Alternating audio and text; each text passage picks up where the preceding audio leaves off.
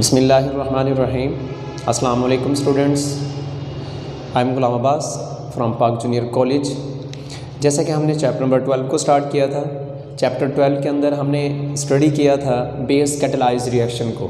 आज हमारा जो क्वेश्चन है वो बेस कैटलाइज्ड रिएक्शन से ही रिलेटेड है, जो कि है कंडेंसेशन रिएक्शन। कंडेंसेशन का मतलब क्या होता है कि दो या दो से ज़्यादा मॉलिक्यूल्स का आपस में कंडेंस हो जाना, कंबाइन हो जाना और एक नए प्रोडक्ट का बन जाना। आज हम इसी चीज़ के ऊपर डिस्कस करेंगे। सबसे पहले कंडेंसेशन रिएक्शन की डेफिनेशन। ये कंडेंसेशन रिएक्शन होते क्या हैं? The reaction in which two molecules of the same और डिफरेंट कंपाउंड्स, दो मॉलिक्यूल्स सेम या डिफरेंट कोई भी हो सकते हैं, दोनों एक जैसे भी हो सकते हैं। फॉर एग्जांपल, एक एस्टल्डिहाइड दूसरा एस्टल्डिहाइड हो सकता है, ये एक एस्टल्डिहाइड दूसरा प्रोपेनल्डिहाइड हो सकता है, या एक एस्टल्डिहाइड दूसरा कीटोन हो सकता है। सेम कंपाउंड्स भी हो सकते हैं, डिफरेंट भी हो सकते हैं। कंडेंसेशन की बात कर रहे हैं। कंडेंसेशन में सेम या डिफरेंट कंपाउंड्स कंबाइंड जो कि मिलते हैं to form a new compound with और without elimination of small molecule. के विद और विदाउट के जब दो या दो से ज़्यादा molecules, for example two molecules आपस में कंबाइन होते हैं और उससे एक नया प्रोडक्ट बनता है, तो उस दौरान जो है स्मॉल मॉलिक्यूल रिलीज़ हो भी सकता है, नहीं भी हो सकता। एलिमिनेट का मतलब निकलना, कि स्मॉल मॉलिक्यूल यहाँ से रिलीज़ हो भी सकता है या नहीं भी हो सकता। अगर स्मॉल मॉलिक्यूल रिलीज़ होगा तो कौन कौन से मॉलिक्यूल रिलीज़ होते हैं?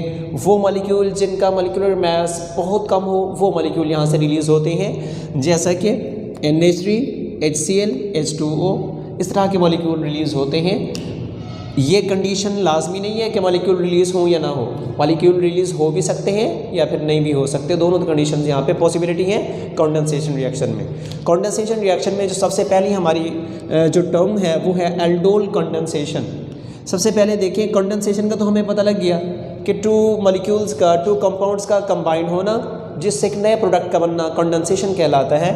तो यहाँ पे हम ये देखेंगे कि एल्डोल का वर्ड किस वजह से यहाँ पे यूज़ किया गया। तो एल्डोल बेसिकली टू वर्ड्स का ये कॉम्बिनेशन है। एक इसमें first of all first three words इसके अंदर मौजूद हैं। एल्ड ये वर्ड कहाँ से निकला है? एल्डिहाइड से। एल्डिहाइड के फर्स्ट थ्री वर्ड्स को यहाँ पे यूज़ किया गया। दूसरा यहाँ पे ओ एल कहाँ से आया? OL अल्कोहल के लास्ट टू वर्ड्स को यहाँ पे इन दोनों को इकट्ठा कर लिया तो हमारे पास एल्डोल बन गया। बेसिकली ये हमने एल्डिहाइड और अल्कोहल के टू वर्ड्स को कंबाइन करके एल्डोल का वर्ड क्यों हमने तैयार किया, इसकी रीज़न ये होती है क्योंकि aldol basically two functional group इसके अंदर मौजूद होते हैं, जिसमें एक फंक्शनल ग्रुप हमारे पास है C double bond O and H directly attach है कार्बोनाइल कार्बन के साथ, और दूसरी तरफ हमारे पास है OH ग्रुप। OH ग्रुप को हम अल्कोहलिक फंक्शनल ग्रुप का नाम देते हैं, और C डबल बॉन्ड OH अगर डायरेक्टली अटैच हो कार्बोनाइल कार्बन के साथ तो इसको हम एल्डिहाइडिक फंक्शनल ग्रुप का नाम देते हैं। तो मतलब इसका ये हुआ कि हमारे पास जो एक नया कंपाउंड बनेगा, वो नया कंपाउंड उसमें दोनों फंक्शनल ग्रुप मौजूद होंगे, जिसमें OH भी मौजूद होगा और C double bond O directly attach hydrogen atom, ये फंक्शनल ग्रुप भी उस प्रोडक्ट के अंदर मौजूद होगा।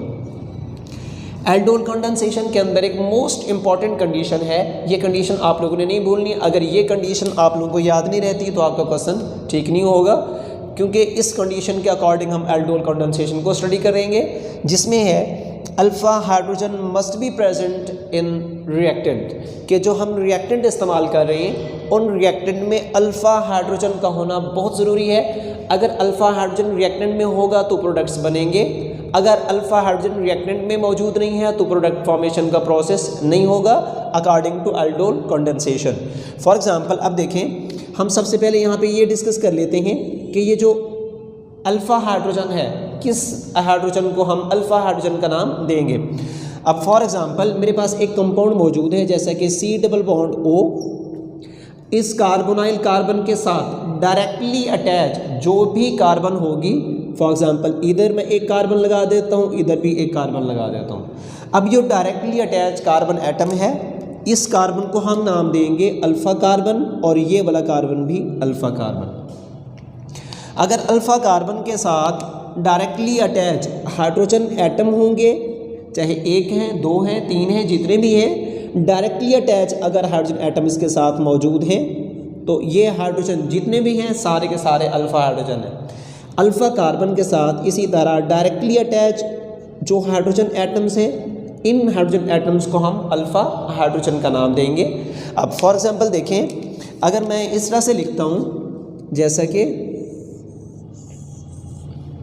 एक और स्ट्रक्चर है जैसे C+O, इस तरफ मैंने डायरेक्टली अटैच हाइड्रोजन एटम को डायरेक्टली अटैच कर दिया और दूसरी तरफ मैंने लगा दिया ये मिथाइल ग्रुप, 3 हाइड्रोजन एटम है इसके साथ। अब इसमें अल्फ़ा कार्बन, ये वाली अल्फ़ा कार्बन है, इसके साथ ये वाले हाइड्रोजन जितने भी हैं ये अल्फ़ा हाइड्रोजन कहलाएंगे। अब ये जो हाइड्रोजन एटम है इसको हम अल्फ़ा हाइड्रोजन का नाम नहीं देंगे। इसकी रीज़न ये है क्योंकि अल्फ़ा हाइड्रोजन अगर होगी तो अगर अल्फ़ा कार्बन है तो अल्फ़ा हाइड्रोजन है, अगर अल्फ़ा कार्बन नहीं है तो अल्फ़ा हाइड्रोजन भी नहीं होती।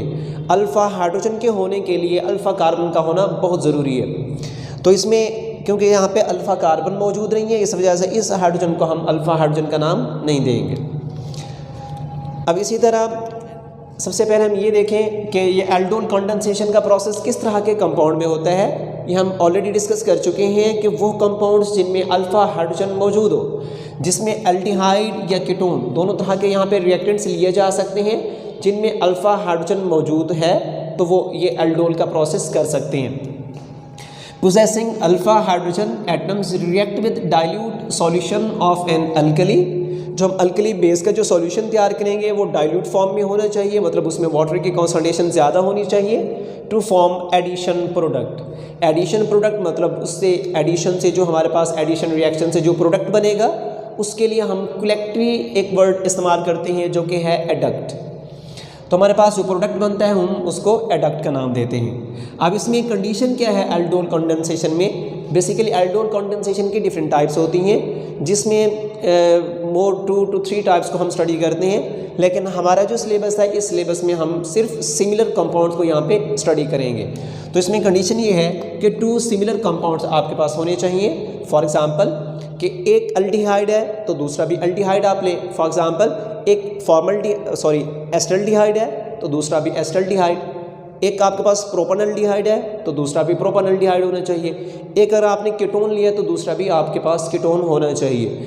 तो इस तरह अगर डिफरेंट कंपाउंड्स मौजूद हों जिनमें अल्फ़ा हाइड्रोजन मौजूद हो उनको भी यूज़ किया जा सकता है। फॉर एग्जांपल आपके पास अगर एस्टल्डिहाइड है और साथ आप प्रोपेनल्डिहाइड का रिएक्शन करवा दें तो रिएक्शन हो जाएगा। और एक और भी एल्डोल की टाइप होती है जिसमें ये कंडीशन लाजमी नहीं होती कि दोनों रिएक्टेंट के पास अल्फ़ा हाइड्रोजन मौजूद हो। अगर उन दोनों रिएक्टेंट में से किसी एक के पास भी अगर अल्फ़ा हाइड्रोजन मौजूद है तो रिएक्शन बड़ी आसानी से प्रोसीड हो सकता है। वो एक अलग टाइप है एल्डोल कंडेंसेशन की। लेकिन हम जो यहाँ पे स्टडी करेंगे इनमें दोनों रिएक्टेंट्स के पास अल्फ़ा हाइड्रोजन का होना बहुत ज़रूरी है। अब इसमें देखिए हमारे पास एक रिएक्टेंट है जो कि है एस्टल्डिहाइड, इसका कॉमन नेम अगर हम इसको आयुपिक नेम से डिनोट करेंगे तो इसको बोलते हैं एथेनॉल।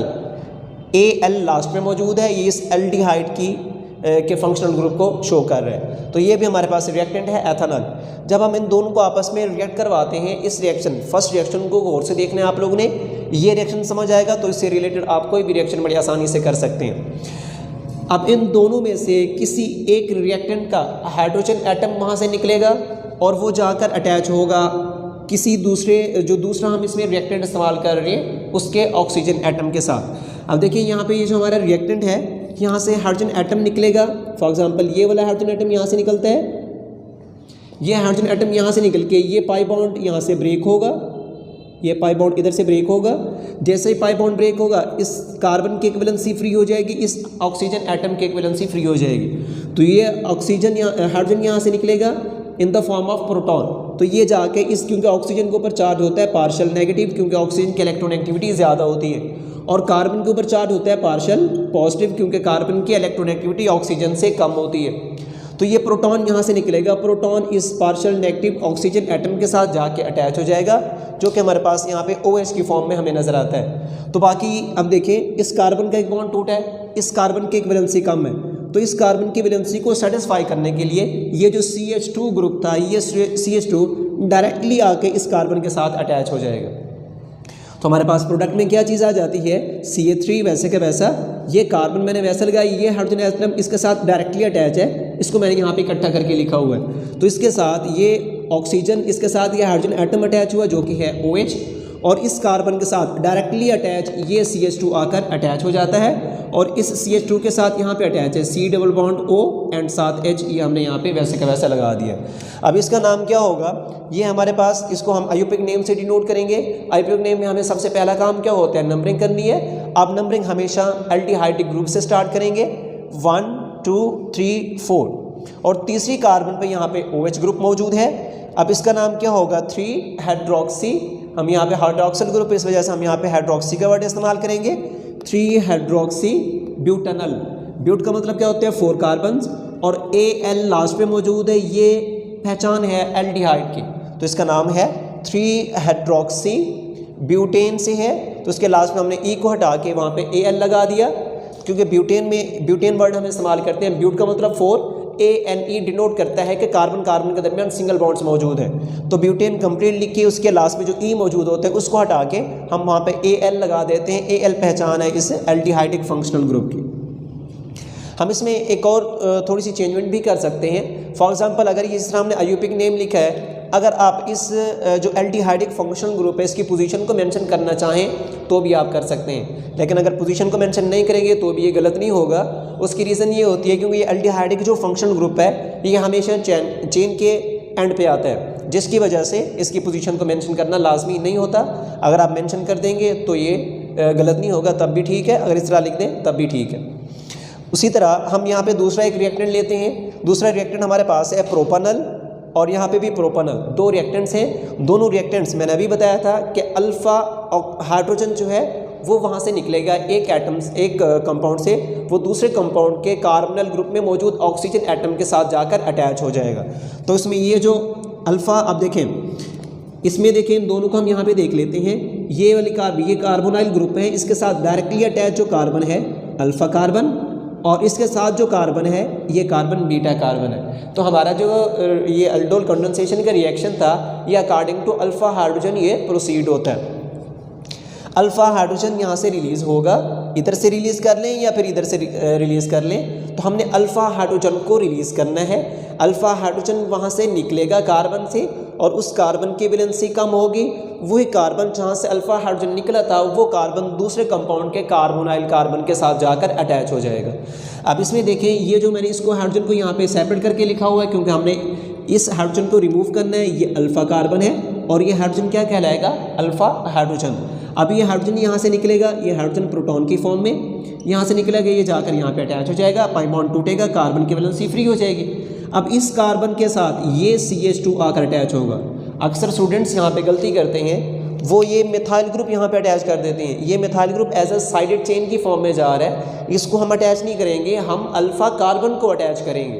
तो हमने अल्फ़ा कार्बन को यहाँ पे अटैच करना है। और अक्सर स्टूडेंट्स यहाँ पे ये भी गलती करते हैं कि इस तरह ये लिखा हुआ है ना C बॉन्ड H लिखा हुआ है, वो इस तरह करते हैं कि CH2 का बॉन्ड इस हाइड्रोजन के साथ बना देते हैं। तो ये भी पॉसिबल नहीं है क्योंकि हाइड्रोजन की वैलेंसी ही एक होती है, उसने एक ही बॉन्ड बनाना होता है, तो उसने एक बॉन्ड बनाया हुआ है। तो आप इसको ग्रुप को इस कार्बन के साथ यहाँ से अटैच कर दें, इधर से अटैच कर दें। अगर इस CH2 को यहाँ पे अटैच करेंगे तो हाइड्रोजन को नीचे बना लें, ये इसको साथ इकट्ठा करके लिख लें, दोनों तरह से आप लिख सकते हैं, लेकिन हाइड्रोजन के साथ बॉन्ड नहीं बनाएंगे, ये बात याद रखनी है। और इधर जब हम अटैच करेंगे इस कार्बोनिल कार्बन के साथ, ये अल्फ़ा कार्बन अटैच होगा, ना कि ये मिथाइल ग्रुप अटैच होगा।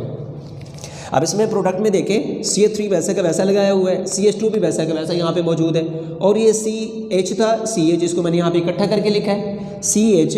अब ये जो बॉन्ड बना है अगला बॉन्ड CH का, ये बॉन्ड कार्बन के साथ है, ना कि हाइड्रोजन के साथ है। अब इसके साथ ये ऑक्सीजन एटम, ऑक्सीजन के साथ ये हाइड्रोजन आकर अटैच हुआ तो ये OH में कन्वर्ट हो गया, अल्कोहलिक फंक्शनल ग्रुप बन गया।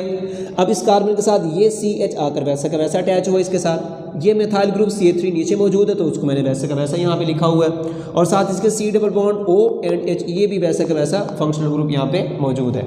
तो इसके हम इसको नेम देंगे अकॉर्डिंग टू आयुपिक सिस्टम। सबसे पहले हमने इसकी नंबरिंग करनी है। नंबरिंग हम इस कार्बोनाइल कार्बन से करेंगे जो कि एल्डिहाइडिक फंक्शनल ग्रुप में मौजूद है, कार्बन नंबर 1 2 3 4 5। अब इसमें देखें साइडेड ग्रुप कौन से कहाँ पे मौजूद हैं। सबसे पहले 3 पोजीशन पे मौजूद है हाइड्रोक्सिल ग्रुप, तो यहाँ पे आ जाएगा 3 हाइड्रोक्सी, और कार्बन नंबर 2 पे मौजूद है मिथाइल ग्रुप, तो ये आ जाएगा 2 मेथाइल। अब टोटल कार्बन कितने हैं, 5 है।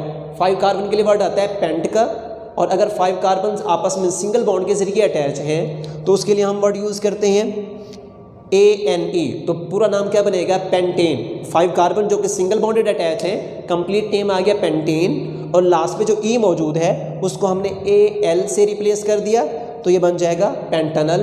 पूरा नेम क्या होगा इसका, 3 हाइड्रोक्सी 2 मेथाइल पेंटानल।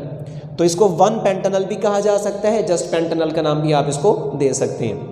नेक्स्ट रिएक्शन हमारे पास है कि सेम उसी तरह से एल्डोल कंडेंसेशन से ही रिलेटेड है यहाँ पे, लेकिन थोड़ा सा चेंज आता है। इसके ऊपर आपने गौर करना है कि यहाँ पे हमने जो रिएक्टेंट लिए हैं वो कीटोन और ये भी कीटोन है, मतलब इसको आप कॉमन नेम एसीटोन भी लिख सकते हैं दोनों का, या आईयूपीएक नेम मैंने यहाँ पे मेंशन किया है। आईयूपीएक नेम के लिए सबसे पहले हमें नंबरिंग करनी पड़ेगी 1 2 3, तो इसका नाम है 2 प्रोपानोन। तो ये भी आपके पास क्या आ जाता है, 2 प्रोपानोन। आईयूपीएक नेम जब दिया जाए तो नंबरिंग लाजमी करनी पड़ती है। 2 प्रोपानोन हमारे पास से रिएक्टेंट्स हैं। ये रिएक्टेंट इन दोनों में देखें, दोनों के अंदर आपको अल्फ़ा हाइड्रोजन नज़र आएगा। क्यों, उसकी रीज़न ये है क्योंकि इन दोनों में अल्फ़ा कार्बन मौजूद है, ये भी अल्फ़ा कार्बन है, तो इसके साथ डायरेक्टली अटैच जो हाइड्रोजन एटम है वो अल्फ़ा हाइड्रोजन है।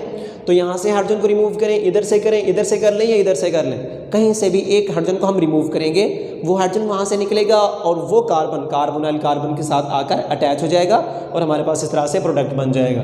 तो यहाँ पे हम इसका रिएक्शन प्रोसीड करेंगे in the presence of barium hydroxide, जो कि एक बेस का काम कर रही है कीटोन के अंदर। जब हम इसका रिएक्शन करवाते हैं तो रिएक्शन किस तरह से होगा, देखें ये हमारे पास जो है हाइड्रोजन यहाँ से निकलेगा, ये हाइड्रोजन जाकर इस ऑक्सीजन के साथ अटैच हो जाएगा, पाई बॉन्ड टूटेगा तो इस कार्बन की एक वैलेंसी फ्री हो जाएगी। आप देखिए ये जो मिथाइल ग्रुप यहाँ पे लगा हुआ है, ये मिथाइल ग्रुप इस कार्बन के साथ अटैच है, जिसको मैंने यहाँ पे लिख दिया है, ठीक है। ये मिथाइल ग्रुप यहाँ पे मौजूद है। बॉन्ड किसके साथ बनेगा, इस CH2 का बॉन्ड इस कार्बन के साथ डायरेक्टली आके ये बॉन्ड यहाँ पे बन जाएगा। CH2 अटैच हो इस कार्बन के साथ, ये CH2 यहाँ पे मौजूद है, और C डबल बॉन्ड O वैसा का वैसा और CH3 भी वैसा का वैसा मौजूद है। तो यहाँ पे क्योंकि कीटोन है, कार्बोनाइल कार्बन सेंटर में मौजूद है, तो आपने कार्बोनाइल कार्बन की पोजीशन को यहाँ पे लाजमी मेंशन करना है। तो नोमेनक्लेचर में सबसे पहला काम क्या होता है कि हम साइड ग्रुप की पोजीशन को मेंशन करते हैं। सबसे पहले आपका काम होता है कि चेन को सेलेक्ट करना होता है, फिर उसकी नंबरिंग करनी होती है। नंबरिंग करने के बाद अगला काम हमारा होता है कि जो साइडेड ग्रुप्स होते हैं उनकी पोजीशन, फिर उसका नाम, फिर उसके बाद हम जो है फंक्शनल ग्रुप जो होगा उसकी पोजीशन, फिर उसका नाम, इस तरह से हम उसको मेंशन करते हैं। तो इसमें देखें नंबरिंग हम यहाँ से स्टार्ट करेंगे क्योंकि कार्बोनाइल ग्रुप इस साइड से करीब पड़ रहा है। 1 2 3 4 5। अब इसमें जो साइडेड ग्रुप्स हैं वो एक ही कार्बन के ऊपर मौजूद हैं, तो हम सबसे पहले पोजीशन बताएंगे ऊपर वाले OH ग्रुप की। पोजीशन नंबर 4 है। 4 ग्रुप कौन सा है, हाइड्रोक्सी। तो ये साइडेड ग्रुप कंप्लीट हो गया। अब दूसरे ग्रुप की पोजीशन है, उसका नाम चाहे एक है या डिफरेंट है, आपने पोजीशन दोनों की अपनी बतानी है। तो इसकी जो पोजीशन है वो 4 है। 4 ग्रुप कौन सा है, मेथाइल। उसके बाद हमने क्योंकि कीटोनिक हमारे पास प्रोडक्ट बना हुआ है, इस वजह से यहाँ पे हम जो इसकी पोजीशन कार्बोनाइल ग्रुप की लाजमी मेंशन करेंगे। ये है 2, कितने कार्बन थे टोटल, 5 थे। 5 के लिए पेंटेन का वर्ड होता है, तो उसके लास्ट पे जब पेंटेन है इसके लास्ट पे E मौजूद होता है। E को हटा के वहाँ पे हमने कीटोन की पहचान होती है कि कीटोन को जब नाम दिया जाता है तो उसके लास्ट पे ONE लगा दिया जाता है। तो हम इसको किस तरह से नाम देंगे, E को यहाँ से हटा के उसकी जगह पे हमने ONE लगा दिया। यहाँ पे लास्ट पे E था, उसको मैंने हटा दिया, उसकी जगह पे ONE मौजूद है, तो इसका नाम है 2 पेंटानोन। ये बात इसमें देखें, डिफरेंस चेक करें। ये हमारे पास, इसको हम एल्डोल का नाम नहीं देंगे, बेसिकली प्रोसेस वही चल रहा है। अगर हम रिएक्टेंट यहाँ पे इस्तेमाल करें, रिएक्टेंट से जो हमारे पास प्रोडक्ट बन रहे हैं, ये जितने भी प्रोडक्ट्स हैं ये एल्डोल है, ये भी एल्डोल है। एल्डोल रिएक्टेंट मतलब अगर हम रिएक्टेंट में एज अ एल्डिहाइड इस्तेमाल करेंगे तो हमारे पास एल्डोल बनेगा, क्योंकि ALT एल्डिहाइड से आया है। तो इसी तरह ये प्रोडक्ट जो बना था हमने रिएक्टेंट एल्डिहाइड इस्तेमाल किए थे, तो ये जो प्रोडक्ट बना है ये भी आपके पास एल्डोल है। लेकिन जब हम यहाँ पे रिएक्टेंट के अंदर कीटोन को लेते हैं, जो प्रोडक्ट बनता है उसको हम एल्डोल नहीं बोलेंगे। कीटोन आपने लिया था तो कीटोन के फर्स्ट 3 वर्ड्स हम इस्तेमाल करेंगे। कीटोन का अगर हम लिखते हैं ना कीटोन, इसके फर्स्ट 3 वर्ड KET, तो KET कैट आ जाएगा यहाँ से, और अल्कोहल के लिए हमने साथ लगाया था OL, तो हम इसको बोलेंगे कीटोन, ना कि ये एल्डोल है। अब उसके आगे क्वेश्चन यहाँ पे मोस्ट इंपॉर्टेंट क्वेश्चन पेपर में आता है कि how will you prepare the crotonaldehyde from acetaldehyde. Acetaldehyde को यूज़ करते हुए आप क्रोटोनल्डिहाइड तैयार करें। ये मोस्ट इंपॉर्टेंट शॉर्ट क्वेश्चन है। तो आपने सबसे पहला काम क्या करना है, सबसे पहले आपने रिएक्टेंट लेने हैं दो एल्डिहाइड के। ये रिएक्शन सबसे पहले आप करेंगे। एस्टल्डिहाइड, एस्टल्डिहाइड, ये भी एस्टल्डिहाइड, इन दोनों का आपने रिएक्शन करवाया, आपके पास ये प्रोडक्ट बनेगा जो कि एल्डोल है, जिसका नाम है 3-हाइड्रोक्सी-ब्यूटानल। इसको आगे हम मज़ीद रिएक्ट करवाते हैं क्रोटोनल्डिहाइड तैयार करने के लिए। हम इसका रिएक्शन करवाते हैं इसमें अल्कोहल के साथ, HCl के साथ रिएक्शन होता है, डाइल्यूट फॉर्म में HCl लिया जाता है। HCl के साथ यहाँ पे रिएक्शन होगा तो हमारे पास यहाँ पे प्रोडक्ट बन जाता है। HCl लेते हैं और इसके साथ हम इसको हीट भी करते हैं, ठीक है ना। अब इसकी कंडीशन देखें, एल्डोल HCl के साथ रिएक्ट करता है, एज अ कैटलिस्ट HCl यहाँ पे यूज़ हो रहा है, तो हमारे पास प्रोडक्ट बनता है क्रोटोनल्डिहाइड। इसमें अल्फ़ा कार्बन जो है वहाँ से हाइड्रोजन एटम रिलीज़ होगा और जो इसमें बीटा कार्बन मौजूद है वहाँ से हाइड्रोक्सिल ग्रुप रिलीज़ होगा। अब इसमें देखें, ये हमारा जो रिएक्टेंट मौजूद है, जो हमने ये एल्डोल के प्रोसेस से हमने इसको तैयार किया। ये जो एल्डोल हमारे पास है, एल्डोल में ये पोजीशंस पहले देख लें कि ये कार्बोनाइल कार्बन, इसके साथ directly attach alpha carbon, alpha carbon के साथ डायरेक्टली अटैच ये वाली कार्बन बीटा कार्बन कहलाती है, सॉरी बीटा, ये वाली कार्बन बीटा कार्बन है। अब अल्फ़ा कार्बन से क्या चीज़ रिलीज़ होगी, हाइड्रोजन एटम, और बीटा कार्बन से हाइड्रोक्सिल ग्रुप यहाँ से रिलीज़ होगा। जब इसमें किस तरह से हम इसको अटैच कर सकते हैं, देखें ये जो H2 था, मैं इसके एक हाइड्रोजन एटम को यहाँ से हटा के इसको इस तरह से बॉन्ड की फॉर्म में शो कर रहा हूँ ताकि हमें प्रोडक्ट बनाने में आसानी हो जाए। अब हमारे पास प्रोडक्ट किस तरह से बनेगा, बीटा कार्बन से OH और अल्फ़ा कार्बन से हाइड्रोजन एटम, ये आपस में रिएक्ट करके वाटर की फॉर्म में यहाँ से रिलीज़ हो जाएंगे। तो यहाँ पर हमारे पास वाटर का मॉलिक्यूल यहाँ से निकल जाएगा और इसके साथ ही एक बॉन्ड इस कार्बन का टूटा है, एक बॉन्ड इस कार्बन का टूटा है, तो दोनों आपस में डबल बॉन्ड यहाँ पे बना लेते हैं। बेसिकली ये process step by step proceed होता है। तो ये जो बॉन्ड है यहाँ पे कार्बन और हाइड्रोजन के दरमियान, ये बॉन्ड यहाँ पे शिफ्ट होगा, इस कार्बन की वैलेंसी बढ़ेगी, कार्बन ने OH को यहाँ से रिलीज़ कर देना है। तो OH ये दोनों इलेक्ट्रॉन अपने साथ लेके जाएगा OH नेगेटिव की फॉर्म में, और हाइड्रोजन जो है यहाँ से प्रोटॉन की फॉर्म में निकलेगा, दोनों आपस में मिलकर वाटर के फॉर्म में कन्वर्ट हो जाएंगे। तो हमारे पास ये प्रोडक्ट बनेगा जो कि क्रोटोनल्डिहाइड इसका कॉमन नेम है। और इसको अगर हम आयुपिक नेम से डिनोट करेंगे तो हम नंबरिंग स्टार्ट करेंगे इस एल्डिहाइडिक फंक्शनल ग्रुप से। इसको अगर नंबरिंग दें 1 2 3 4, तो दूसरे कार्बन के ऊपर डबल बॉन्ड मौजूद है तो हम उसकी सबसे पहले पोजीशन बताएंगे 2। कितने कार्बन टोटल 4 हैं, तो उसके लिए ब्यूट का वर्ड आ गया, और इनके दरमियान डबल बॉन्ड मौजूद है, उसके लिए ENE हमने लगाया लास्ट पे। इसको मैं कंप्लीट लिख देता हूँ। हमारे पास है 2 ब्यूटीन, क्योंकि ENE किस चीज़ की पहचान है, डबल बॉन्ड की। ब्यूट का मतलब 4 कार्बन्स होते हैं। तो हमने क्या किया, इसके लास्ट में जो E मौजूद है इसको रिप्लेस कर दिया, क्योंकि एल्डिहाइडिक फंक्शनल ग्रुप है Al के साथ, जैसा कि यहाँ पे मैंने मेंशन किया हुआ है। इसका नाम क्या होगा फिर, 2-ब्यूटीनल। तो इसका नाम है क्रोटोनल्डिहाइड का, जो कि आयुपिक नेम है, और ये एक इंपॉर्टेंट शॉर्ट क्वेश्चन भी है। और ये हमारा जो क्वेश्चन है aldol condensation, aldol condensation complete एक लॉन्ग क्वेश्चन के लिहाज से मोस्ट इंपॉर्टेंट है। इसको बहुत अच्छे से प्रैक्टिस करनी है आप लोगों ने। अब हम मूव करते हैं जनरल इसके मैकेनिज्म की तरफ। इसका जो मैकेनिज्म है वो बेस करता है ऑन द जनरल मैकेनिज्म। अगर आप लोगों ने अभी तक जनरल मैकेनिज्म को अच्छे से उसको समझा नहीं है तो उसको आप लोगों ने बहुत अच्छे से समझना है। वो लिंक डिस्क्रिप्शन में मैं डाल दूंगा, आप लोगों ने इसको एक बार फिर से देखना है। जनरल मैकेनिज्म जब तक आप लोगों को समझ नहीं आएगा तब तक आप लोगों के लिए मैकेनिज्म डिफ़िकल्ट होंगे, आपको ये समझ इतनी आसानी से नहीं आएगी। तो इसके लिए सेम उसी तरह से जिस तरह से हमने जनरल मैकेनिज्म किया था उसी तरह से हम इन स्टेप्स को लेके चलेंगे और हम अपना प्रोडक्ट यहाँ पे तैयार करेंगे। फर्स्ट ऑफ ऑल देखें, मैकेनिज्म के अंदर सबसे पहले फॉर्मेशन ऑफ कार्बन आइन।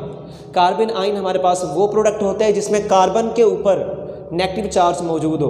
अगर कार्बन के ऊपर पॉजिटिव चार्ज आ जाए तो उसको हम कार्बन के ऊपर अगर नेगेटिव चार्ज आ जाए तो उसको हम नाम देते हैं कार्बन आइन का। तो कार्बन आइन बनता कैसे है, सेम उसी तरह से जनरल मैकेनिज्म में हमने ये बात की थी कि सबसे पहला काम क्या होता है कि बेस ने अटैक करना होता है। बेस के अटैक से हमारे पास जो प्रोडक्ट बनता है वो स्ट्रॉन्ग न्यूक्लियोफाइल होता है। तो यहाँ पे बेसिकली काम क्या हो रहा है कि सबसे पहले हमने एक न्यूक्लियोफाइल तैयार करना है, वो न्यूक्लियोफाइल रिएक्टेंट पे जाके अटैक करता है तो प्रोडक्ट फॉर्मेशन का प्रोसेस स्टार्ट हो जाता है। सबसे पहले देखें यहाँ पे हमने यूज़ किया NaOH। NaOH बेसिकली क्या है, ये एक बेस है और इस बेस ने क्या करना है, इसका काम बेस कैटालाइज्ड रिएक्शन में बेस का जो काम होता है वो स्ट्रॉन्ग न्यूक्लियोफाइल जनरेट करना होता है। तो बेस ने अटैक किया, यहाँ से प्रोटॉन इसके साथ अटैच हो जाएगा, वाटर के फॉर्म में यहाँ से मॉलिक्यूल निकल जाएगा और ये दोनों इलेक्ट्रॉन, यहाँ पे जो दो इलेक्ट्रॉन्स मौजूद हैं, ये दोनों इलेक्ट्रॉन चले जाएंगे इस CH2 ग्रुप की तरफ और CH2 के ऊपर यहाँ पे नेगेटिव चार्ज क्रिएट हो जाएगा जिसका प्रॉपर नेम है कार्बन आयन। लेकिन बेसिकली ये क्या चीज़ है, हम यहाँ पे ये भी कह सकते हैं कि फॉर्मेशन ऑफ न्यूक्लियोफाइल, ये न्यूक्लियोफाइल है। अब ये न्यूक्लियोफाइल बन चुका है यहाँ पे, अब ये न्यूक्लियोफाइल जाके अटैक करेगा कार्बोनाइल कार्बन के ऊपर अकॉर्डिंग टू जनरल कंसेप्ट कि ये जो हमारे पास ये क्या चीज़ है, as a nucleo carbanion as a nucleophile का काम कर रहा है। ये अटैक करेगा इस कार्बोनाइल कार्बन के ऊपर, जैसे ही ये इसके ऊपर अटैक करेगा यहाँ से पाई बॉन्ड टूटेगा और ऑक्सीजन, जो पाई बॉन्ड्स के इलेक्ट्रॉन हैं वो दोनों इलेक्ट्रॉन शिफ्ट हो जाएंगे ऑक्सीजन एटम की तरफ। अब ऑक्सीजन के ऊपर नेगेटिव चार्ज आ गया, जब ऑक्सीजन एटम के ऊपर नेगेटिव चार्ज आता है तो उसको हम ऑक्साइड आयन का नाम देते हैं। अगर वो ऑक्सीजन अल्काइल ग्रुप के साथ अटैच हो तो उसको हम बोलते हैं अल्का ऑक्साइड आयन। अल्क का मतलब अल्काइल से है और ऑक्साइड आयन अगर ऑक्सीजन के ऊपर नेगेटिव चार्ज हो। अब देखें फर्स्ट थ्री वर्ड्स, अल्क का मतलब अल्काइल ग्रुप है और साथ ऑक्सीजन के ऊपर नेगेटिव चार्ज है, हमने यहाँ पे लगाया ऑक्साइड आयन, तो इसका नाम क्या होगा इस प्रोडक्ट का, अल्का ऑक्साइड आयन। हमारे पास ये प्रोडक्ट बनता है। उसके बाद थर्ड पे आ जाता है addition of proton. Addition of proton या हम यहाँ पे प्रोटीनेशन का वर्ड भी इस्तेमाल कर सकते हैं। फॉर एग्जांपल प्रोटोनेशन एक ही चीज़ है, प्रोटोनेशन या एडिशन ऑफ प्रोटॉन मतलब प्रोटॉन का ऐड होना। अब प्रोटॉन कहाँ से आएगा, ये प्रोटॉन जो स्टार्ट पे रिलीज़ हुआ था यहाँ पे, जो हम स्ट्रॉन्ग न्यूक्लियोफाइल बनाने के लिए हमने यहाँ रिलीज़ किया था, बेस ने उसको एक्सेप्ट किया था, वो भी उसी सॉल्यूशन के अंदर मौजूद है। अब इसने क्या करना है, इस बेस ने उसने आके वापस उस प्रोटॉन को वहाँ पे रिलीज़ करना है। तो हमारे पास ये जो नेगेटिव स्पीशीज है जो कि अल्का ऑक्साइड आयन है, ऑक्सीजन के ऊपर नेगेटिव चार्ज है, ये अटैक करेगा उस पार्शियल पॉजिटिव हाइड्रोजन एटम के ऊपर, वहाँ से उस प्रोटॉन को इसने अपने साथ मिला लेना है और ये दोनों इलेक्ट्रॉन शिफ्ट हो जाएंगे इस OH की तरफ। तो OH ने नेगेटिव फॉर्म में यहाँ से रिलीज़ हो जाना है और ये प्रोटॉन आकर इस ऑक्सीजन एटम के साथ अटैच हो जाएगा। तो हमारे पास ये प्रोडक्ट बन जाएगा अकॉर्डिंग टू दिस मैकेनिज्म। जिस तरह हमने जर्नल मैकेनिज्म किया था सेम उसी तरह से मैकेनिज्म हमने यहाँ पे प्रोसीड किया। अब इसको गौर से देखें, ये जो हमारे पास प्रोडक्ट बना हुआ है, इस प्रोडक्ट के अंदर आपको 2 फंक्शनल ग्रुप्स नजर आएंगे। एक फंक्शनल ग्रुप ये वाला है जिसमें C डबल बॉन्ड O और हाइड्रोजन एटम मौजूद है जो कि एल्डिहाइड से रिलेटेड है, और यहाँ पे OH ग्रुप मौजूद है जो कि नीचे कार्बन से रिलेट कर रहा है, अटैच है। अब इसमें ये दोनों फंक्शनल ग्रुप मौजूद हैं। अब ये जिस कंपाउंड में दोनों फंक्शनल ग्रुप आ जाते हैं एल्डिहाइड और अल्कोहल, उसको हम एल्डोल का नाम देते हैं। तो हमारा ये प्रोडक्ट है, ये एल्डोल है। आप इसका कॉमन नेम लिखना चाहें, हमारे पीछे इन रिएक्शंस के अंदर हमने ये किए हैं, तो आप वहीं से इसका जो है आयुपिक नेम भी यहाँ पे लिख सकते हैं। उसके बाद दूसरा देखें, यहाँ पे हमने लास्ट पे ये OH ग्रुप नेगेटिव यहाँ से निकला है। ये OH ग्रुप वो ग्रुप है जो हमने स्टार्ट पे एज अ बेस इस्तेमाल किया था। वो बेस जो स्टार्ट पे इस्तेमाल हुई थी बेस कैटालाइज रिएक्शन, क्योंकि बेस को हमने एज अ कैटलिस्ट इस्तेमाल किया था। तो कैटलिस्ट बेसिकली उनकी प्रॉपर्टीज़ क्या होती हैं कि कैटलिस्ट वो स्पीशीज़ होती हैं जो रिएक्शन को प्रोसीड करने के बाद रिएक्शन के एंड पे वो वैसी की वैसी प्रिपेयर हो जाती हैं। तो हमारे पास ये जो बेस है, ये लास्ट पे हमारे पास ये वैसी की वैसी बन जाती है जिस तरह हमने उसको स्टार्ट पे यूज़ किया था। कैनिज़ेरो बेसिकली एक साइंटिस्ट का नाम है जिसने इस रिएक्शन को इंट्रोड्यूस करवाया था। तो उस साइंटिस्ट के नाम से भी इस रिएक्शन का नाम रख दिया गया, जो कि कैनिज़ेरो रिएक्शन के नाम से इसको हम डिनोट करते हैं। सबसे पहले इसकी डेफिनेशन है। डेफिनेशन के अंदर ये बेसिकली कैनिज़ेरो रिएक्शन क्या होता है, सेल्फ ऑक्सीडेशन रिडक्शन रिएक्शन। मतलब ये एक ऐसा रिएक्शन है जिसमें खुद ब खुद ऑक्सीडेशन का प्रोसेस भी होता है और रिडक्शन का प्रोसेस भी इसी के अंदर होता है। Of aldehydes having no alpha hydrogen, यहाँ पे पॉइंट मोस्ट इंपॉर्टेंट पॉइंट है ये जो कि नोट करने वाला है कि ये जो रिएक्शन है किसके साथ प्रोसीड होगा, एल्डिहाइड के साथ। लेकिन एल्डिहाइड की भी डिफरेंट टाइप्स होती हैं। यहाँ पे हम उस एल्डिहाइड की बात करेंगे जिसके अंदर हाइड्रोजन एटम अल्फा हाइड्रोजन मौजूद ना हो। एल्डिहाइड के साथ रिएक्शन होगा, एल्डिहाइड के रिएक्शन से ही हमारे पास प्रोडक्ट्स बनेंगे, लेकिन हम एल्डिहाइड वो इस्तेमाल करेंगे यहाँ पे जिसके पास अल्फ़ा हाइड्रोजन मौजूद ना हो। In the presence of a base, और बेस की मौजूदगी में ये रिएक्शन प्रोसीड होगा। अब इसमें कुछ मोस्ट इंपॉर्टेंट पॉइंट्स हैं जिसको हम यहाँ पे डेफिनेशन के अंदर भी स्टडी कर चुके हैं, इसको मैंने सेपरेट भी यहाँ पे मेंशन कर दिया हुआ है कि aldehydes having no alpha hydrogen, कि हम एल्डिहाइड के साथ तो रिएक्शन करवाएंगे, एल्डिहाइड का रिएक्शन होगा यहाँ पे, लेकिन एल्डिहाइड हम वो इस्तेमाल करेंगे जिसके अंदर अल्फ़ा हाइड्रोजन मौजूद ना हो। वो एल्डिहाइड जिसके अंदर अल्फ़ा हाइड्रोजन मौजूद नहीं है वो रिएक्ट करेगा बेस के साथ और ये कन्वर्ट हो जाएगा अपने प्रोडक्ट में जिसको हम कैनिज़ेरो रिएक्शन का नाम देते हैं। अब इसमें कुछ नेक्स्ट पॉइंट है कि ये जो रिएक्शन है कैनिज़ेरो रिएक्शन, ये डिसप्रोपोर्शनेशन रिएक्शन कहलाता है। डिसप्रोपोर्शनेशन रिएक्शन का मतलब क्या हुआ कि सेल्फ ऑक्सीडेशन रिडक्शन रिएक्शन, कि वो रिएक्शन जिनमें रिडक्शन, ऑक्सीडेशन और रिडक्शन का प्रोसेस खुद ब खुद होता है उनके लिए हम डिसप्रोपोर्शनेशन रिएक्शन का नाम देते हैं। अब इसको हम एक और नाम भी यहाँ पे हम मेंशन कर सकते हैं कि सेल्फ रिडॉक्स रिएक्शन, एक ही चीज़ है। रिडॉक्स का मतलब क्या होगा, दो वर्ड है यहाँ पे, एक रेड एक ऑक्स। रेड ऑक्स, रेड कहाँ से निकला, रिडक्शन से, और दूसरा यहाँ पे है ऑक्स, ऑक्स से यहाँ पे ऑक्सीडेशन। तो मतलब ये हुआ कि सेल्फ रिडॉक्स रिएक्शन जिसमें ऑक्सीडेशन और रिडक्शन का प्रोसेस खुद ब खुद प्रोसीड होता है, उनको हम डिसप्रोपोर्शनेशन रिएक्शन का नाम देते हैं। उसके बाद नेक्स्ट हो जाता है कि हमारे पास ये जो रिएक्शन होता है कैनिज़ेरो रिएक्शन, इसमें 2 मॉलिक्यूल्स पार्टिसिपेट इसमें करते हैं, 2 मॉलिक्यूल इन्वॉल्व होते हैं। वो 2 मॉलिक्यूल किस तरह के हो सकते हैं, वो 2 मॉलिक्यूल लाजमी तौर पे किस चीज़ के होने चाहिए, एल्डिहाइड के। वो एल्डिहाइड की कोई भी टाइप हो सकती है। देखिए एल्डिहाइड की पहचान क्या होती है, एल्डिहाइड के लिए हमने फंक्शनल ग्रुप को स्टडी किया था, C डबल बॉन्ड O, साथ इसके डायरेक्टली अटैच हाइड्रोजन एटम। दूसरा यहाँ पे कोई भी ग्रुप अटैच हो सकता है, ठीक है ना। अब यहाँ पे ये एल्डिहाइड है। अब यहाँ पे हमने स्टार्ट से बात की थी कि जो ऐसे एल्डिहाइड को यहाँ पे हम स्टडी करेंगे कैनिज़ेरोस रिएक्शन में जिनके पास अल्फ़ा हाइड्रोजन मौजूद ना हो। अब देखिए यहाँ पे कुछ एग्जांपल्स को मैं मेंशन करता हूँ ताकि हमें ये कंसेप्ट अच्छे से क्लियर हो जाए। फॉर एग्जांपल एक यहाँ पे मैं लिखता हूँ C डबल बॉन्ड O, इसके साथ H मौजूद है, एल्डिहाइड। अगर इसके साथ मैं लगा देता हूँ CH3 तो ये रिएक्शन कर सकता है, कैनिज़ेरो रिएक्शन देगा ये ग्रुप। ये कैनिज़ेरो रिएक्शन नहीं देगा। रीज़न क्या है, क्योंकि इसमें कार्बोनाइल ग्रुप के साथ डायरेक्टली अटैच कार्बन एटम मौजूद है और इस कार्बन के साथ डायरेक्टली अटैच हाइड्रोजन एटम मौजूद है जिनको हम अल्फ़ा हाइड्रोजन कहते हैं। तो इस ग्रुप के अंदर अल्फ़ा हाइड्रोजन मौजूद हैं जिसकी वजह से ये एल्डोल कंडेंसेशन का रिएक्शन तो दे सकता है लेकिन कैनिज़ेरो रिएक्शन इससे प्रोसीड नहीं होगा। अब इसी तरह फॉर एग्जांपल अगर हम इस तरह लेते हैं जैसे कि ये कार्बोनाइल ग्रुप हमारे पास मौजूद है C डबल बॉन्ड O और इसके इस साइड पे H लगा दे, ये एल्डिहाइड बन गया। अब इसकी दूसरी साइड पे अगर मैं लगा देता हूँ H, अब ये ऐसा ग्रुप है जिसमें डायरेक्टली अटैच हाइड्रोजन एटम तो कार्बोनाइल कार्बन के साथ मौजूद है, लेकिन हम इनको अल्फ़ा कार्बन का नाम, अल्फ़ा हाइड्रोजन का नाम नहीं देंगे। रीज़न क्या है, क्योंकि अल्फ़ा हाइड्रोजन वहाँ पे होता है जहाँ पे अल्फ़ा कार्बन मौजूद हो।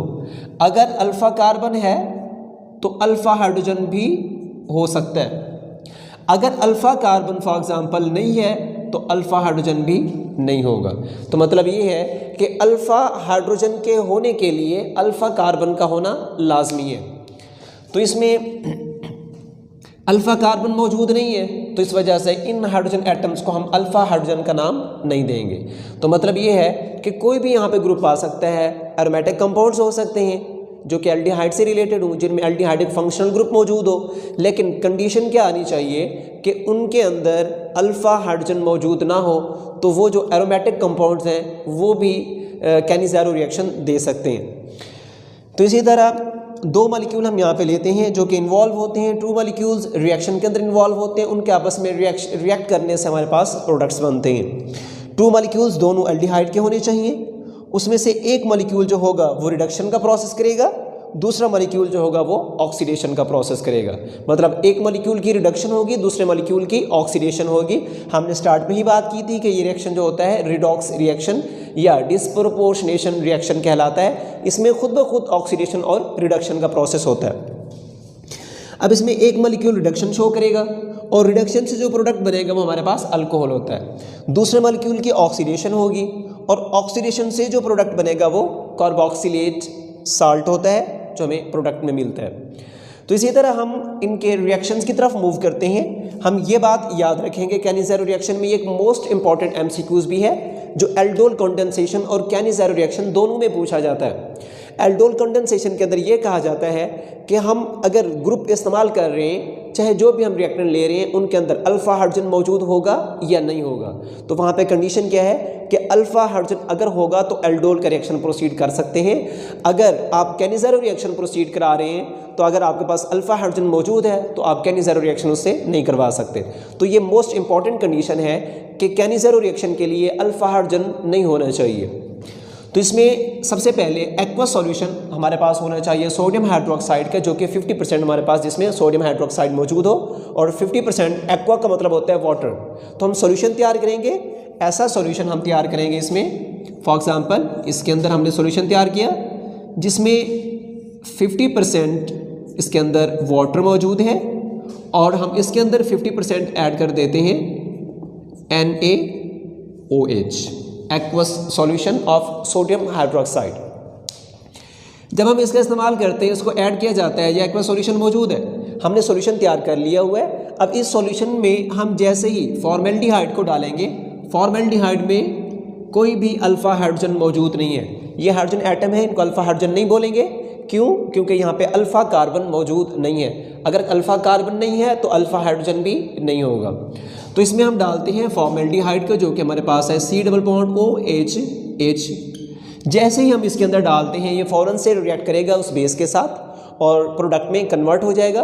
तो हमने अभी डिस्कस किया था कि हमारे पास दो प्रोडक्ट बनते हैं कैनिज़ेरो रिएक्शन में, एक ऑक्सीडेशन से बनता है, दूसरा रिडक्शन से बनता है। तो ऑक्सीडेशन से जो प्रोडक्ट बनता है वो कार्बोक्सिलेट साल्ट होता है। साल्ट जो बनेगा वो ऑक्सीडेशन से बनेगा और रिडक्शन से अल्कोहल बनेगा। ये भी इंपॉर्टेंट एमसीक्यूज़ हैं, ये एमसीक्यूज़ में पूछे जाते हैं। अब इसमें रिएक्शन किस तरह से प्रोसीड होगा? हमारे पास दो रिएक्टेंट फॉर्मेल्डिहाइड के 2 रिएक्टेंट्स यहाँ पे यूज़ होंगे बेस के साथ, जो रिएक्ट करके प्रोडक्ट में कन्वर्ट हो जाते हैं। इसमें एक फॉर्मेल्डिहाइड, इसका प्रोसेस इस तरह से समझे जैसे फॉर एग्जांपल एक फॉर्मेल्डिहाइड का मॉलिक्यूल यहाँ पे मौजूद है, C+O, इधर H और इधर H मौजूद है। अब ये एक फॉर्मेल्डिहाइड क्या करता है, इसका ये पाई बॉन्ड यहाँ से टूटेगा। फॉर एग्जाम्पल ये पाई बॉन्ड यहाँ से ब्रेक हुआ। अब सोडियम हाइड्रोक्साइड यहाँ पे मौजूद है। सोडियम जैसे इसका पाई बॉन्ड टूटा, इन दोनों की एक वैलेंसी फ्री होगी, मतलब ऑक्सीजन की भी एक वैलेंसी फ्री और इस कार्बन की भी एक वैलेंसी फ्री हो जाएगी। तो इधर से ये जो हमारे पास ग्रुप है जिसमें से इधर एक हाइड्रोजन एटम यहाँ से निकलेगा, दूसरे ग्रुप से एक एल्डिहाइड, जो दूसरा एल्डिहाइड का मॉलिक्यूल होगा फॉर्मेल्डिहाइड का, वो यहाँ से एक हाइड्राइड आयन को यहाँ से रिलीज़ करेगा। ये हाइड्रोजन जाके यहाँ पे अटैच हो जाएगा इस कार्बन के साथ, इस कार्बन के साथ ये अटैच होगा और ये अटैच हो गया। अब उसके बाद दूसरी जो चीज़ है कि हमारे पास बेस मौजूद है। अब देखिए इसमें क्या चीज़ है कि ये बॉन्ड यहाँ से टूटा और यहाँ पे बॉन्ड फ्री है, हाइड्रोजन यहाँ जाके अटैच हो चुका है। अब ये जो बेस मौजूद है तो बेस से क्या चीज़ निकलेगी, यहाँ से इधर से ONA ये सेपरेट होगा और यहाँ से प्रोटॉन यहाँ से सेपरेट होगा। तो प्रोटॉन जाकर इस ऑक्सीजन के साथ अटैच हो जाएगा।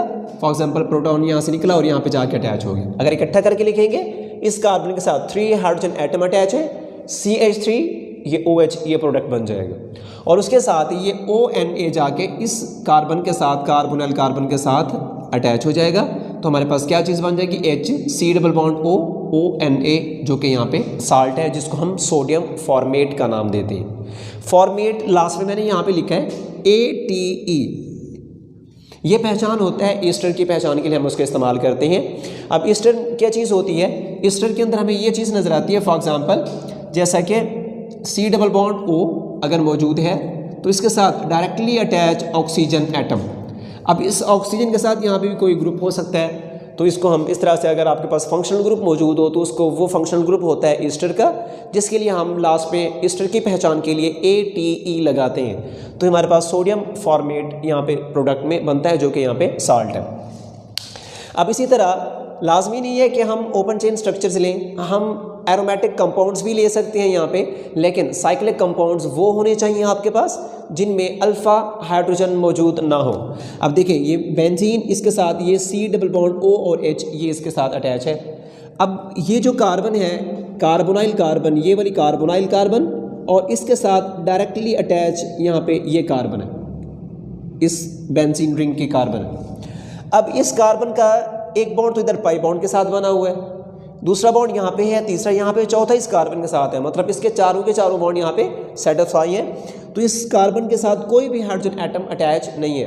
तो पहले यहाँ पे एक हाइड्रोजन एटम था in the form of benzene, जिसको हमने यहाँ से हटा के इस जगह पे हमने इस एल्डिहाइड फंक्शनल ग्रुप को यहाँ पे अटैच किया हुआ है। तो इस कार्बन के पास ये कार्बन अल्फा कार्बन है और इसके पास कोई भी हाइड्रोजन एटम नहीं है।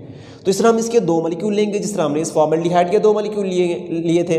सेम उसी तरह से रिएक्शन होगा जो मैंने यहाँ पे बताया था कि एक मॉलिक्यूल का यहाँ पे इसका पाई बॉन्ड टूटेगा। अब इधर से प्रोटॉन आकर इस ऑक्सीजन के साथ अटैच हो जाएगा, जो दूसरा मॉलिक्यूल का उसका हाइड्रोजन निकलेगा वो यहाँ पे इसके साथ आकर अटैच हो जाएगा।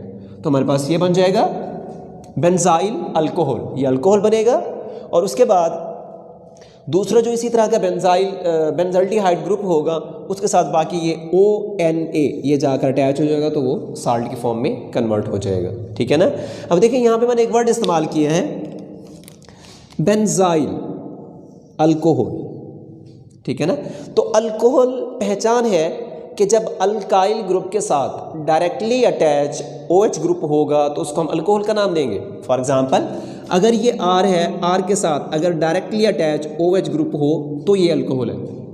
अगर मैं इस R को हटा के यहाँ पे लगा देता हूँ, फॉर एग्जांपल फिनाइल ग्रुप लगा देता हूँ, अब हम इसको फिनोल का नाम देंगे। अब ये अल्कोहल नहीं कहलाएगा, ठीक है, लेकिन यहाँ पे हम इसको अल्कोहल का नाम दे रहे हैं। यहाँ पे गौर करें इस प्रोडक्ट के ऊपर, ये जो OH ग्रुप है ये डायरेक्ट बेंजीन रिंग के साथ अटैच नहीं है।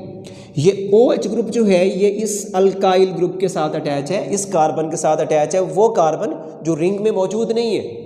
इस बेस पर हम इसको बोल रहे हैं ये अटैचमेंट जो है, क्योंकि अल्काइल ग्रुप के साथ अटैच है, विदाउट एरोमेटिक स्ट्रक्चर ये रिंग हाइड्रोक्सिल ग्रुप अटैच है, जिसकी वजह से ये हमें किस तरह की प्रॉपर्टी शो करेगा, अल्कोहलिक प्रॉपर्टी शो करेगा।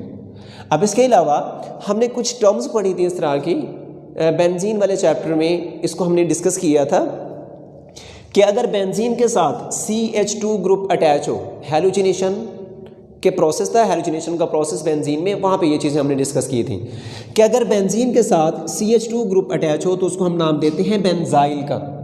अगर बेंजीन के साथ CH एक कार्बन और एक हाइड्रोजन एटम अटैच हो तो उसको हमने नाम दिया था बेंजाल का, बेंजाल। अगर यहाँ पे बेंजीन के साथ सिर्फ एक कार्बन एटम अटैच हो, अगर इसके साथ कोई भी हाइड्रोजन एटम अटैच ना हो तो उसको हमने बेंजो का नाम दिया था। तो यहाँ पे इस बेंजीन रिंग के साथ CH2 ग्रुप अटैच है, तो इस वजह से ये ग्रुप क्या कहलाएगा, बेंजाइल ग्रुप कहलाएगा। अगर यहाँ पे अगर बेंजीन के साथ CH2 के बजाय CH3 लगा दें तो इसको हम क्या नाम देंगे फिर, तो इसको हम टोलुइन या मेथाइल बेंजीन का नाम देते हैं। तो इसी तरह दूसरा जो प्रोडक्ट बन रहा है सोडियम बेंजोएट, यहाँ पे भी आपको इसी तरह की प्रॉपर्टीज नजर आएंगी। ATE क्या बता रहा है कि C डबल बॉन्ड O, इसके साथ एक साइड पे ऑक्सीजन एटम। अब इसके साथ अगर for example carbon atom attach है तो ये प्रॉपर ईस्टर का जो है स्ट्रक्चर बनेगा। तो यहाँ पे कार्बन की बजाय क्या चीज़ अटैच है, सोडियम, जिसकी वजह से ये क्या है, साल्ट। आगे हम इसके मैकेनिज्म की तरफ मूव करते हैं। मैकेनिज्म गौर से देखेंगे। मैकेनिज्म ये बेस कैटलाइज रिएक्शन से ही रिलेट करता है, लेकिन ये थोड़ा सा mechanism according to general mechanism थोड़ा सा ये चेंज है। इसके ऊपर फोकस करेंगे, ये बड़ी आसानी से आपको समझ आ जाएगा। इसके अंदर कुछ टर्म्स हैं जो मोस्ट इंपॉर्टेंट हैं, जिनको आपने माइंड में रखना है। तो इसलिए इसके ऊपर आपका फोकस अच्छे से होना चाहिए, तो आप इसको बड़ी आसानी से समझ सकते हैं। फर्स्ट ऑफ ऑल कि हमने क्या कहा था कि सबसे पहला काम होता है बेस का अटैक करना। तो सबसे पहले OH ग्रुप जो कि एक बेस है, इसने कार्बोनिल कार्बन के ऊपर अटैक किया। जैसे इसने कार्बोनिल कार्बन के ऊपर अटैक किया, कार्बन की वैलेंसी बढ़ेगी, तो कार्बन ने अपना एक बॉन्ड ब्रेक कर देना है। वो बॉन्ड कोई भी हो सकता है, तो यहाँ पे 2 बॉन्ड्स यहाँ पे हैं, इधर बॉन्ड हाइड्रोजन के साथ है, इधर बॉन्ड हाइड्रोजन के साथ है। ये 4 बॉन्ड्स हैं इस कार्बन के जो ऑलरेडी बने हुए हैं। जैसे ही इस बेस ने अटैक किया कार्बोनिल कार्बन के पास, कार्बन के ऊपर, तो इन 4 बॉन्ड्स में से कोई एक बॉन्ड ब्रेक होगा। जैसे ही देखें, जैसे ही बेस ने अटैक किया उस कार्बोनिल कार्बन के ऊपर, तो उस कार्बोनिल कार्बन के जो 4 बॉन्ड्स बने हुए वो 4 के 4 बॉन्ड्स वीक हो जाते हैं। अब वीक होने के साथ साथ जल्दी वो बॉन्ड टूटेगा जो सबसे वीक होगा। तो वीक बॉन्ड यहाँ पे पाई बॉन्ड होता है। पाई बॉन्ड क्योंकि इसकी जो ओवरलैपिंग होती है वो पैरेलल ओवरलैपिंग होती है और इलेक्ट्रॉन डेंसिटी जो होती है वो एक्सिस के ऊपर और नीचे मौजूद होती है, जिसकी वजह से इस बॉन्ड को ब्रेक करना बहुत आसान होता है। जब बेस ने अटैक किया कार्बोनिल कार्बन के ऊपर, पाई बॉन्ड टूटा, इलेक्ट्रॉन शिफ्ट हो गए ऑक्सीजन की तरफ। क्यों? उसकी रीज़न ये है क्योंकि ऑक्सीजन की इलेक्ट्रॉन एक्टिविटी ज़्यादा होती है। जैसे ही इस कार्बन को इधर से फ्री इलेक्ट्रॉन मिलते हैं तो कार्बन अपने इलेक्ट्रॉन को रिलीज़ कर देता है ऑक्सीजन की, क्योंकि पावर ज़्यादा है, ऑक्सीजन बड़ी आसानी से उनका अपनी तरफ खींच लेता है। अब इसी तरह जैसे ही बॉन्ड टूटेगा इलेक्ट्रॉन शिफ्ट हो जाएंगे ऑक्सीजन की तरफ और ऑक्सीजन के ऊपर कंप्लीट नेगेटिव चार्ज आएगा। तो यहाँ पे ऑक्सीजन के ऊपर यहाँ पे कंप्लीट नेगेटिव चार्ज मौजूद है, जिसको हम क्या नाम देते हैं? कॉम्प्लेक्स एनाइन का नाम देते हैं। एनाइन वो कंपाउंड्स होते हैं जिनके ऊपर नेगेटिव चार्ज मौजूद हो। तो हमारे पास ये कॉम्प्लेक्स स्ट्रक्चर है जिसकी वजह से हमने इसको कलेक्टिवली एक नाम दे दिया कॉम्प्लेक्स एनाइन। ये जो कॉम्प्लेक्स एनाइन है इसमें जो नेगेटिव चार्ज मौजूद है ऑक्सीजन के ऊपर, ये हाईली अनस्टेबल है। तो ये मूव करता हुआ यहाँ पे डबल बॉन्ड बना देता है। ये जो नेगेटिव चार्ज का मतलब क्या होता है? यहाँ पे 2 इलेक्ट्रॉन मौजूद हैं। ये 2 इलेक्ट्रॉन मूव करते हुए ये दोनों इलेक्ट्रॉन यहाँ पे शिफ्ट होते हैं, कार्बन के दरमियान इनका डबल बॉन्ड बनता है। जैसे ही कार्बन के दरमियान डबल बॉन्ड बनेगा, कार्बन ने क्या करना है? यहाँ से एक हाइड्रोजन एटम को in the form of H negative यहाँ से निकाल देना है। अब यहाँ पे एक पॉइंट समझने वाला है कि यहाँ पे जो हम ये H जो है यहाँ से दोनों इलेक्ट्रॉन को लेके यहाँ से निकल चुका है, जिसको हमने हाइड्राइड आयन का नाम दिया। और बाकी जो हमारे पास यहाँ पे प्रोडक्ट बनता है फॉर्मिक एसिड, ये डबल बॉन्ड बना है यहाँ पे H, ये तो यहाँ से निकल गया। फॉर एग्जांपल ये बॉन्ड यहाँ से टूट गया, H मौजूद है, ये H वैसे का वैसा लगा हुआ है, ये कार्बन वैसा। अब इस ऑक्सीजन का इस कार्बन के साथ डबल बॉन्ड बन रहा है, तो यहाँ पे डबल बॉन्ड बन गया और साथ OH ग्रुप, ये वैसे का वैसा यहाँ पे OH ग्रुप मौजूद है, जिसको हमने फॉर्मिक एसिड का नाम दिया। क्यों? उसकी रीज़न ये कार्बन के साइड पे H मौजूद है फॉर्मेल्डिहाइड से, इस वजह से हम इसको फॉर्मिक एसिड का नाम देंगे। उसके बाद नेक्स्ट जो यहाँ पे प्रोडक्ट बना हुआ है वो है hydride ion. Basically hydride ion H के ऊपर क्या नेगेटिव चार्ज भी आता है? अक्सर स्टूडेंट्स का ये क्वेश्चन होता है। देखिए इसकी प्रॉपर्टीज़ को हम इस तरह से एक्सप्लेन करते हैं। हमारे पास एक अगर हाइड्रोजन एटम न्यूट्रल फॉर्म में है, न्यूट्रल फॉर्म का मतलब है कि हाइड्रोजन के ऊपर कोई चार्ज मौजूद नहीं है। हाइड्रोजन इस फॉर्म में, एटॉमिक फॉर्म में, इसके हाइड्रोजन एटम का सिर्फ एक ही शेल होता है और उस शेल में सिर्फ एक ही इलेक्ट्रॉन होता है। ठीक है ना? तो हाइड्रोजन एटम बेसिकली इसका पहला शेल है, तो ये अपने डुप्लेट रूल को फॉलो करेगा। तो डुप्लेट रूल जो है, इसको डुप्लेट रूल कंप्लीट करने के लिए अपने पहले शेल में 2 इलेक्ट्रॉन को पूरा करने के लिए 1 इलेक्ट्रॉन की रिक्वायरमेंट है। तो ये हाइड्रोजन एटम क्या करता है? कहीं से भी, फॉर एग्जांपल कोई भी एटम इसको इलेक्ट्रॉन डोनेट करता है, ये इलेक्ट्रॉन इसको मिल गए। जब ये इलेक्ट्रॉन इस एटम के अंदर इंटर होंगे, अब इलेक्ट्रॉन इस एटम के अंदर इंटर हुआ तो इसका डुप्लेट रूल कंप्लीट हुआ। और हमें पता है जब भी किसी एटम के अंदर इलेक्ट्रॉन इंटर होता है तो उस एटम के ऊपर चार्ज क्या आता है सॉरी, तो उस एटम के ऊपर जो चार्ज आएगा वो नेगेटिव चार्ज आएगा। एक कंडीशन ये। अब दूसरी हम यहाँ पे बात करते हैं कि अगर ये हाइड्रोजन एटम इस तरह से मौजूद है न्यूट्रल फॉर्म में, अगर ये हाइड्रोजन एटम इसमें मौजूद ये जो इलेक्ट्रॉन है, अगर ये अपना ये इलेक्ट्रॉन निकाल दे यहाँ से, जब ये इलेक्ट्रॉन को निकाल देगा तो इसके ऊपर चार्ज क्या आ जाएगा? इस हाइड्रोजन एटम के ऊपर पॉजिटिव चार्ज। ठीक है? अब हाइड्रोजन का जो एटम होता है इसमें एक न्यूट्रॉन होता है, इसमें एक प्रोटॉन होता है और इसमें कोई भी न्यूट्रॉन नहीं होता और इसके बाहर एक इलेक्ट्रॉन होता है। अब जब हम उस इलेक्ट्रॉन को निकाल देते हैं तो न्यूक्लियस में न्यूट्रॉन तो कोई नहीं है, सिर्फ एक प्रोटॉन है।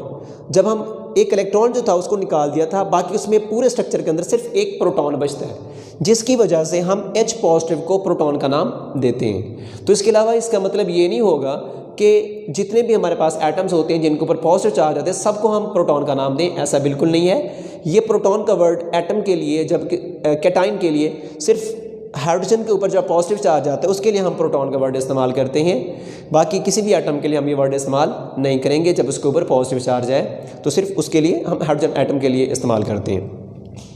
अब देखें ये जो जब इसके ऊपर पॉजिटिव चार्ज आया तो हमने इसको नाम दिया प्रोटॉन का, तो हमारे पास ये प्रोटॉन बन गया।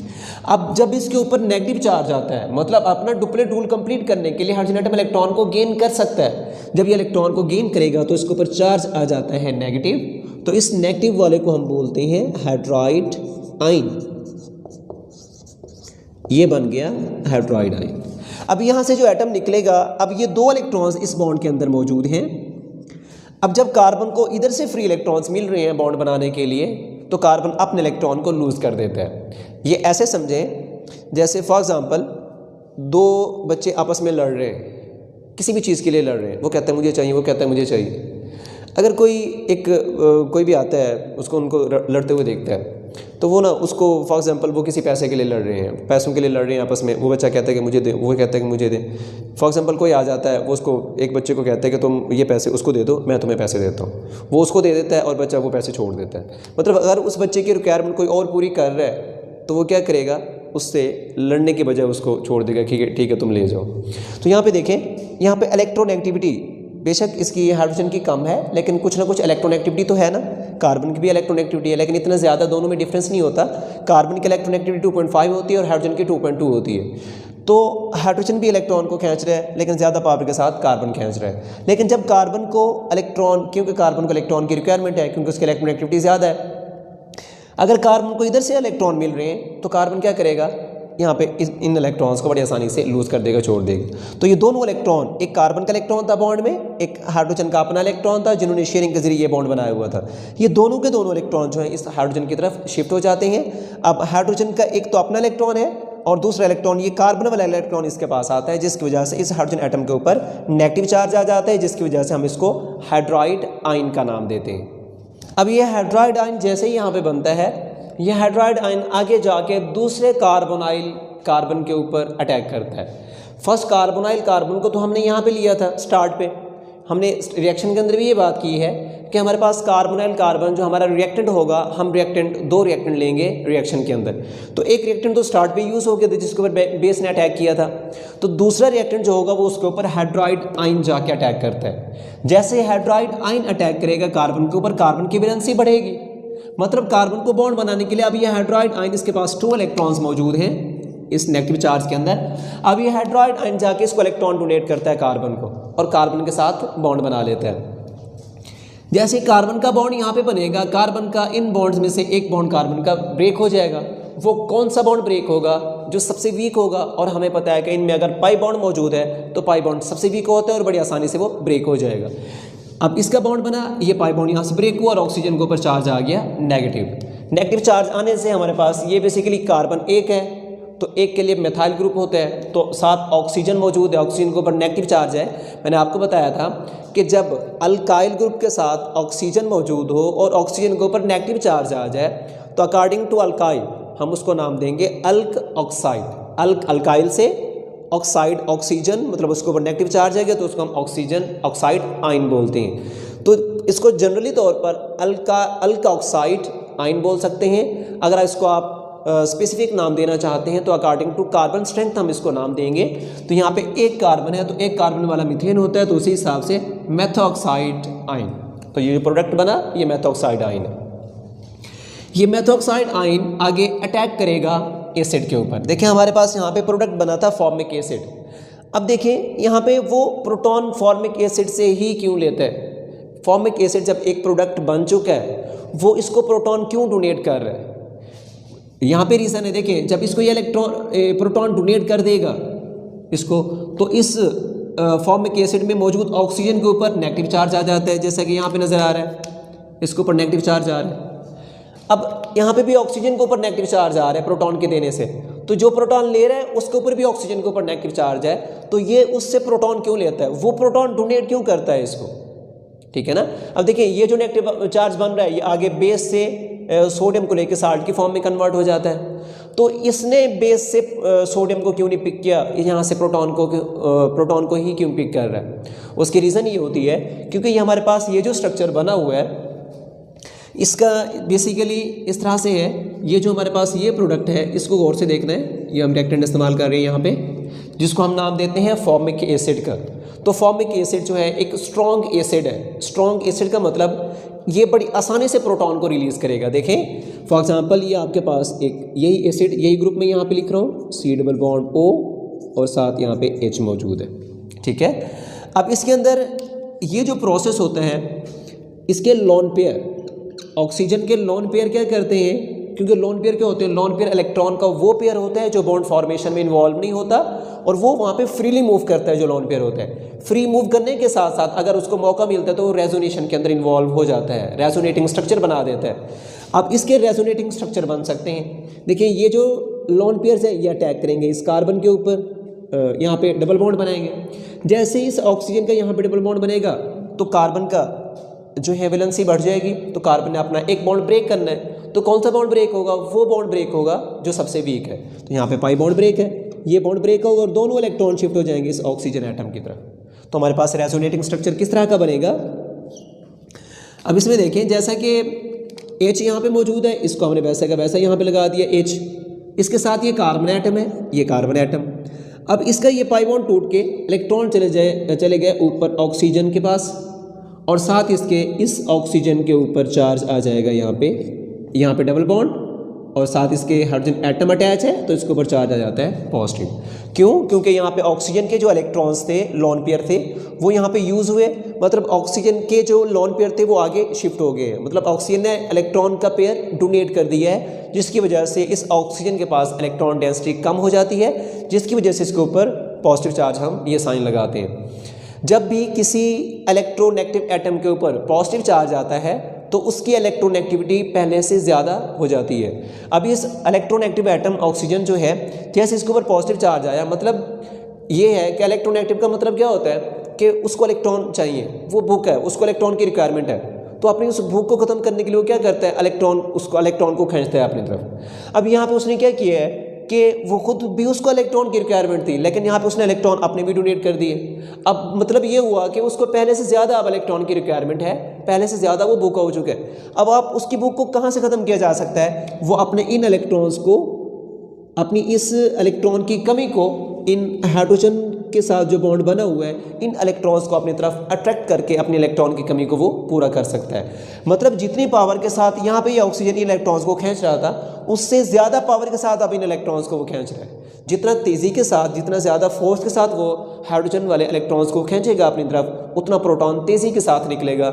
जितना प्रोटॉन जितना जल्दी निकलेगा उतना वो अच्छा एसिड कंसिडर किया जाता है।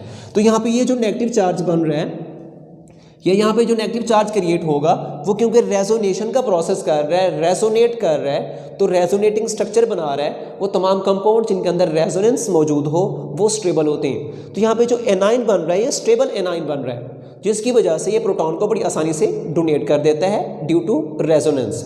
हमने ये पढ़ा था resonance is directly proportional to the stability, कि जिस तरह से रेजोनेटिंग स्ट्रक्चर जितने ज़्यादा होते जाएंगे उतना स्टेबिलिटी बढ़ती जाती है। तो यहाँ पे हम दो इसके रेजोनेटिंग स्ट्रक्चर बना सकते हैं जिसकी वजह से इसकी स्टेबिलिटी सबसे ज़्यादा होती है। तो यहाँ पे स्टेबल जो है एनाइन बन रहा है, जिसकी वजह से प्रोटॉन बड़ी आसानी से लूज़ करेगा।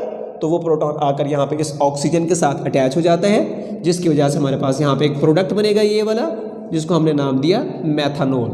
मीथेन एक कार्बन है, ई को हटा के OL लगा दिया क्योंकि यहाँ पे अल्कोहलिक ग्रुप है, तो ये मैथानॉल। और ये जो ऑक्सीजन के ऊपर यहाँ से नेगेटिव चार्ज क्रिएट होगा, इसको हम नाम देते हैं फॉर्मेट आइन का। ठीक है, अब ये जो फॉर्मेट आइन है, अब ये आगे बेस के ऊपर अटैक करेगा। बेस में मौजूद, क्योंकि ये नेगेटिव चार्ज है और बेस में जो सोडियम होता है, सोडियम के ऊपर पॉजिटिव और OH के ऊपर नेगेटिव चार्ज होता है। तो सोडियम क्या करेगा, क्योंकि इसके ऊपर पॉजिटिव चार्ज है, ये आकर इसके साथ अटैच हो जाएगा इस ऑक्सीजन के साथ। तो हमारे पास ये प्रोडक्ट बनेगा जिसको हम सोडियम फॉर्मेट साल्ट का नाम देते हैं। और उसके साथ बाकी ये वाला जो ग्रुप है OH नेगेटिव यहाँ से निकलेगा, और यहाँ पे वो हमें नजर आ रहा है OH नेगेटिव। ये वो OH नेगेटिव है जिसको हमने स्टार्ट पे यहाँ पे मैकेनिज्म के अंदर यूज़ किया था। तो जिस तरह हमने बेस को यहाँ पे इस्तेमाल किया था, यूज़ किया था, वैसे की वैसे हमने बेस लास्ट पे प्रिपेयर कर दी है। तो हमने ये भी कहा था कि बेस कैटालाइज रिएक्शन में कैटलिस्ट वो स्पीशी होती है जिसको हम जिस तरह से इस्तेमाल करते हैं, स्टार्ट पे लेते हैं, उसको वैसा का वैसा हमने प्रिपेयर भी करना होता है।